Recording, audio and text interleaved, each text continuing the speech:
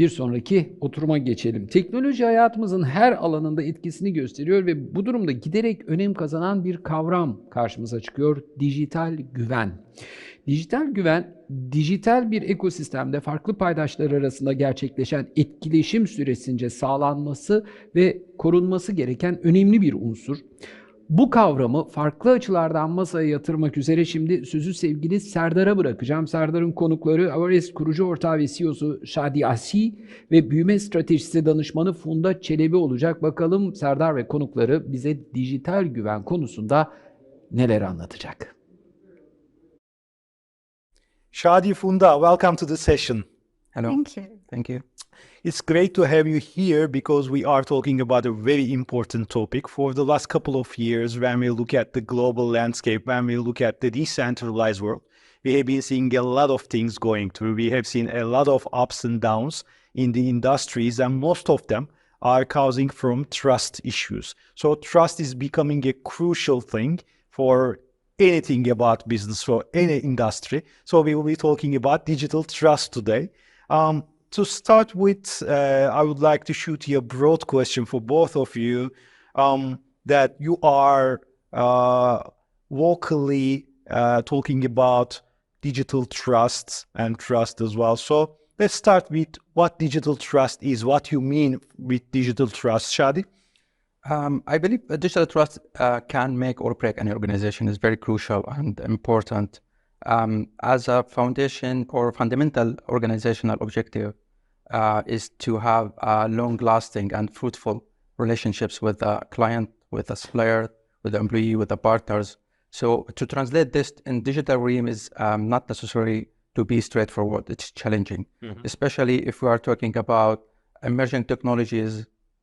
Is considered one of, I believe it's considered like fourth industrial revolution right now. So, for example, like translating a relationship in digital trust concept in, for example, in metaverse environment. Also, how we can build a trustworthy like environment in AI powered services and technology. So this is very crucial. And at the core, I believe digital trust is a confidence client, supplier, a partner, all the stakeholders have in technology and business to build a safe environment in a digital ecosystem. Right. So it's not only a digital or technical thing, but it is a more broader context that covers technology, management, governance, and all the issues and all the standardizations as well. Yeah, definitely. So it is organizational and technological and cultural as well, big part of it. It looks like a complicated issue. Then I would like to ask the same question to Funda as well. Funda, you have been consulting to a lot of companies about these issues. So what's your take about the main definition of the digital trust, and why do you think it is important? Well, to start with, let me simplify the definition. That would be great. Basically, it's the confidence that companies, their ability to grant their users to get their trust in delivering the best service for their users. That confidence, to get that confidence, it requires to be on top of many aspects of digital trust. Why is this term important now? Because in the past, the businesses were all about transactions. It was all about businesses. Operations and outcomes. Operations and outcome.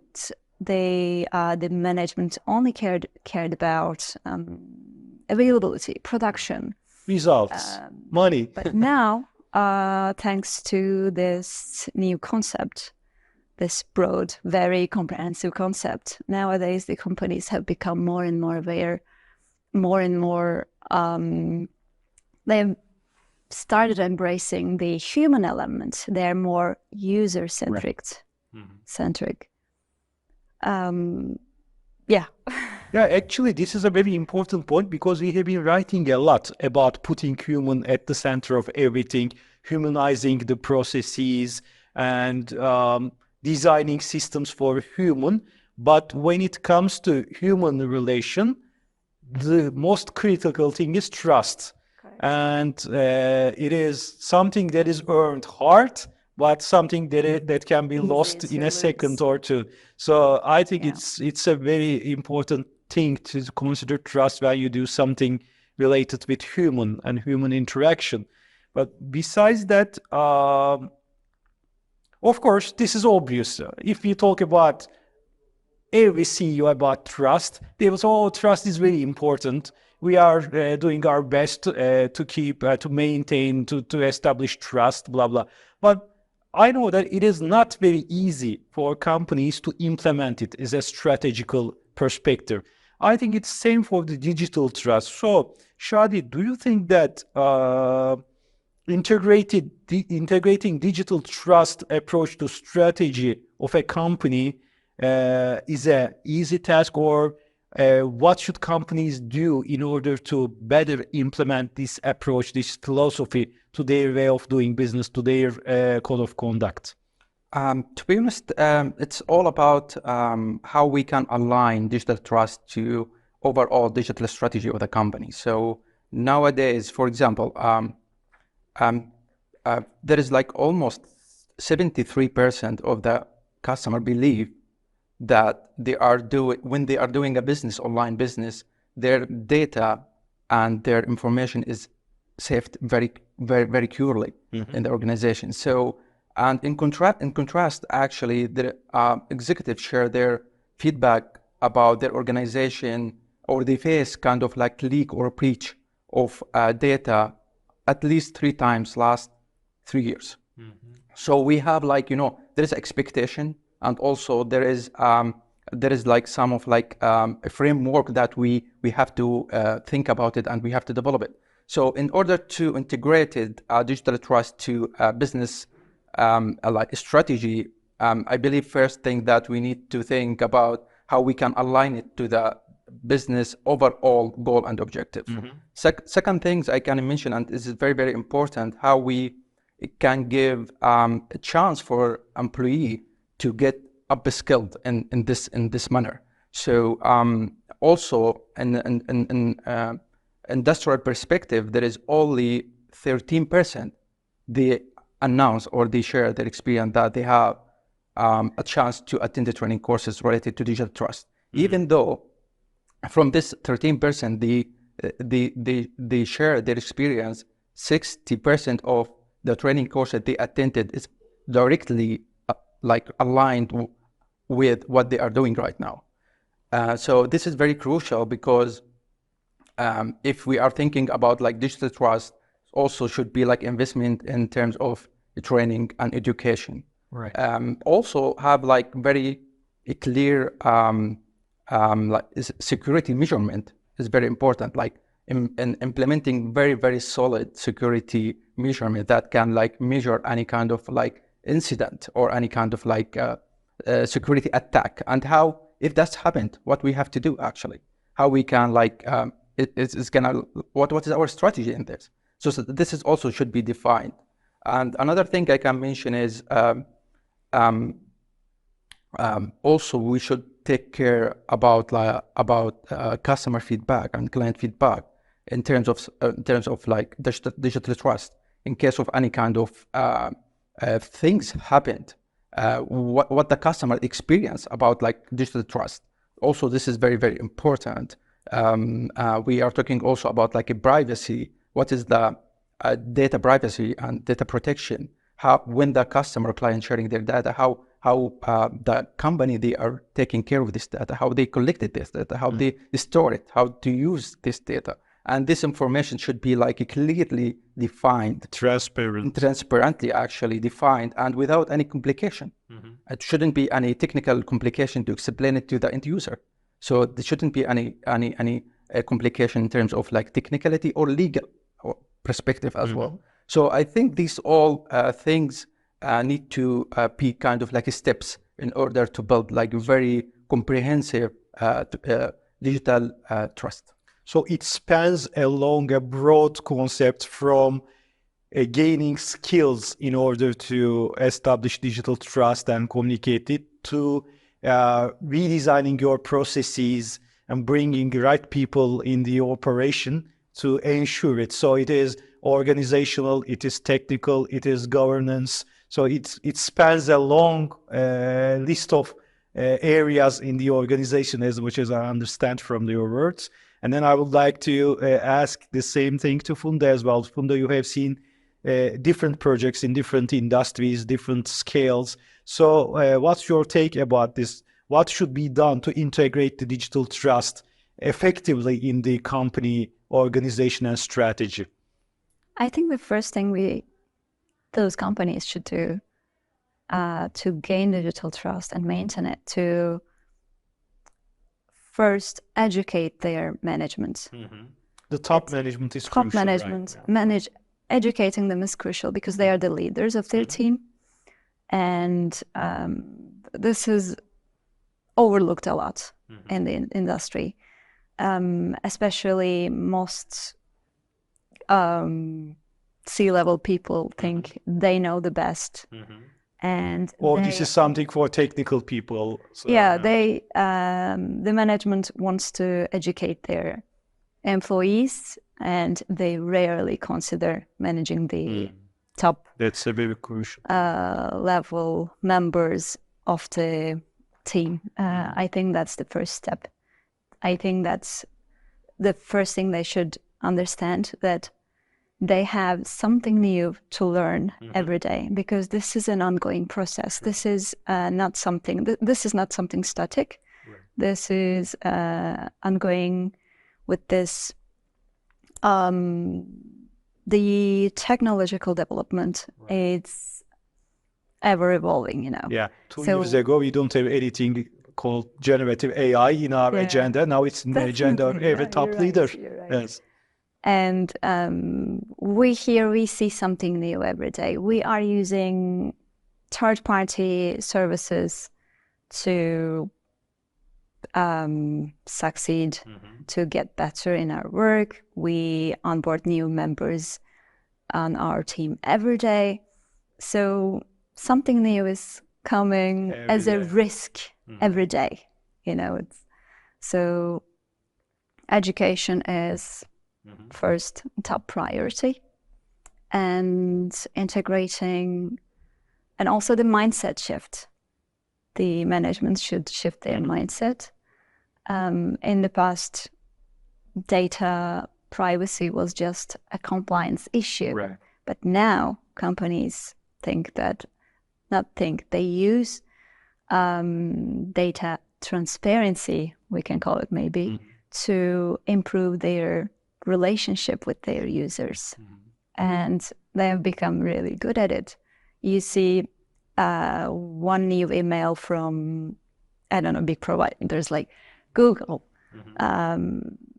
frequently, and those emails say, hey, you have more control on your own data now, check it out.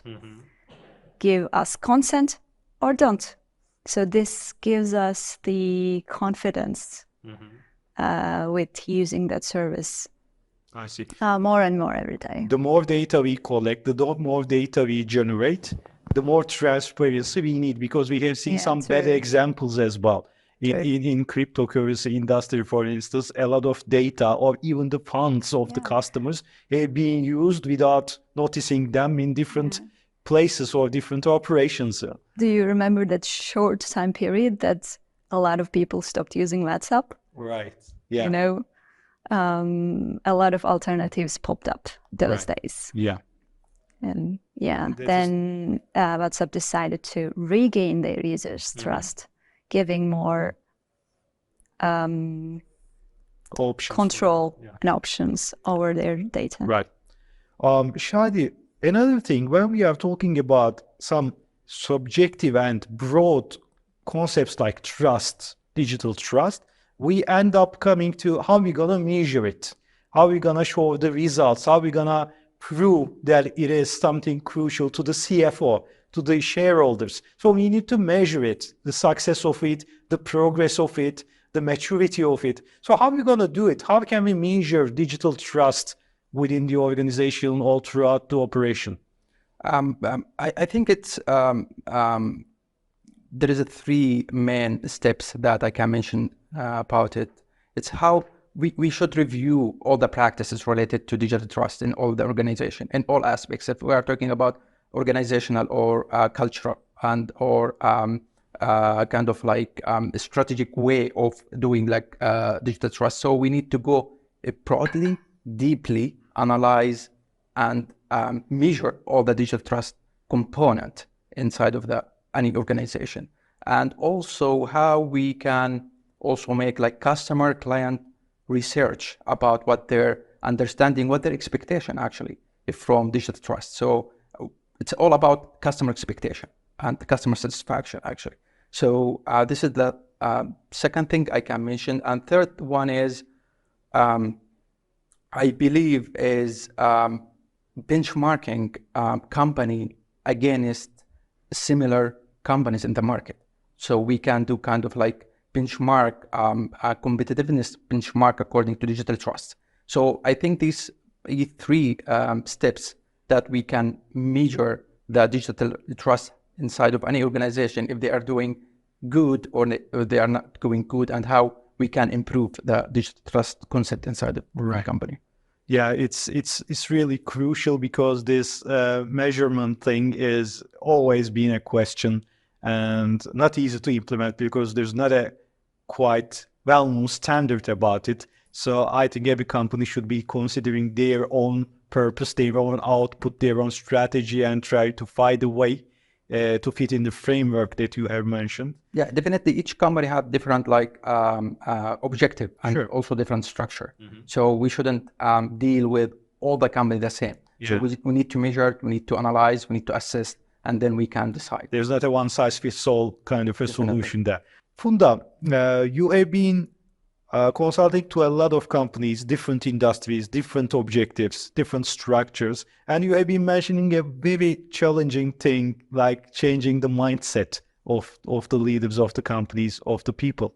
So what are some challenges that organizations are facing during this period, and what will be some tips to overcome some of these at least? Yeah, as we mentioned before, the changing the mindset of the top management is the biggest challenge, I think, because of our busy schedule, everyone's busy schedule. They have trouble finding that little time to spare for this education. Top management should do it first, and then we should come to the other team members. So that's the first challenge we have. Finding enough time and resources to train the top management. They find resource, but you know, as also the attention span is so little these days. Yeah, unfortunately. So spending that time, allocating that time for this training requires a lot of motivation, and that is our challenge. Other than that, technological developments are never ending, and we have something new every day, and there are a lot of alternatives. So even researching, trying to find the best provider for one service, for one solution, takes a lot of time. Other than that, I think these two are the most important ones when we consider it's challenges. all about prioritizing what's going on around and focusing your attention and resources to the most important ones. Correct. And educating the top management in order to have a better perspective about them, then cascade it through the organization, which sounds like challenging cultural issues. Maybe a final word from you, Shadi. As Averest, how do you help companies to achieve this?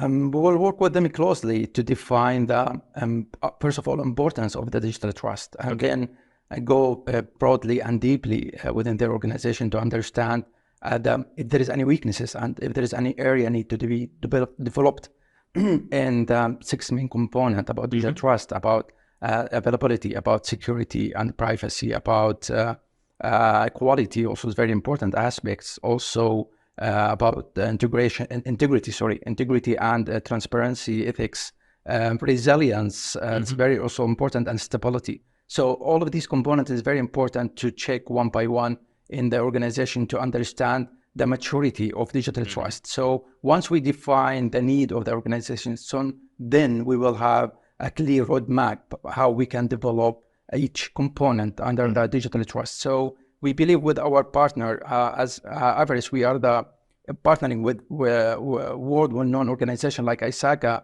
one of the leading company. They are investing in digital trust, and we are partnering with them in this perspective. So we believe that we have the advanced tool that we can use in order to help the companies to understand and then help them to analyze the maturity level of the digital trust. Okay. Shadi, Funda, thank you very much for being with us today, sharing your insights. Thank you so much. Okay, back to the studio.